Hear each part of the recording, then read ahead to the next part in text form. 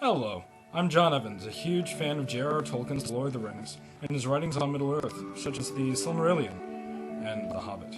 This is basically a dramatization done solely by me, an Unexpected Party, Chapter 1 of There in Buckingham, also known as The Hobbit. Well, here it goes. In a hole in the ground there lived a hobbit. Not a nasty, dirty wet hole, filled with the ends of worms and an oozy smell, nor a dry, bare, sandy hole, with nothing to sit down on or to eat. It was a hobbit hole, and that means comfort. An earthly round door like that of a porthole, and it wound its way onto the hill. The hill the locals called it, but the owner was a very well-to-do hobbit.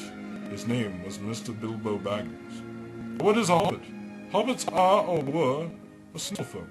Smaller than dwarves, so they don't have those silly beards, and they were normally fat in the stomach. Well built. One morning, quiet of the world, when there was less noise and more green, Bilbo Baggins was sitting out of his hobbit hole back and smoking an enormous pipe, which nearly stretched down to his woolly toes. Hobbits wear no shoes, since their feet were naturally leathery soles. There, before him, stood an old man in a blue cloak and a pointed hat and bushy eyebrows. "Good morning," said Bilbo. And in response, the old man said, "Do you mean good morning? Is it morning? Or should I feel good this morning, whether I like it or not?" "All at once, dear sir," said Bilbo. "Let me see, I don't think I know your name." "Well, I do," said the wizard. For what he was. "I am Gandalf, and Gandalf means me."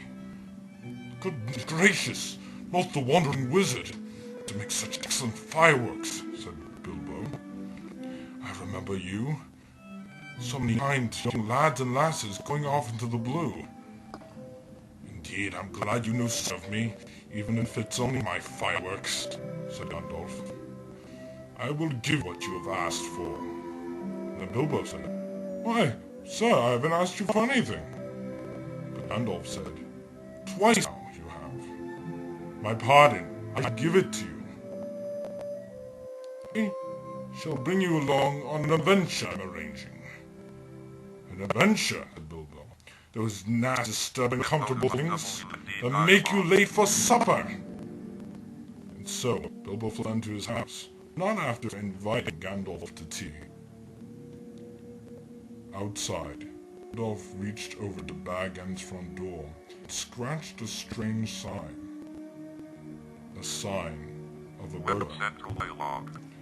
The following day, Bilbo was enjoying a few cakes, seeds, along with a mug of tea, when he heard rapping on the front door.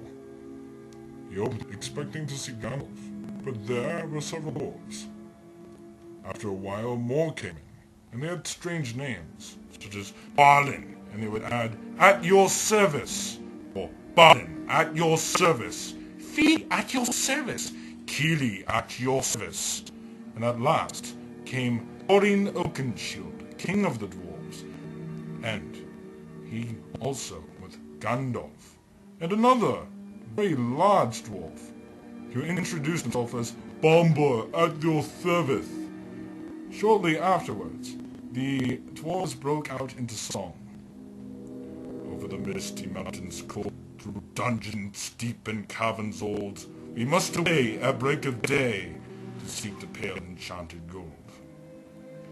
And this told the story of how Smaug the Golden, greatest of the dragons of Middle-earth, descended upon the dwarves' ancient home of the Lonely Mountain. And that concludes the first episode of our installment in The Hobbit. Please stay for next time, and we hope you've enjoyed this very short and yet pleasant presentation. Thank you.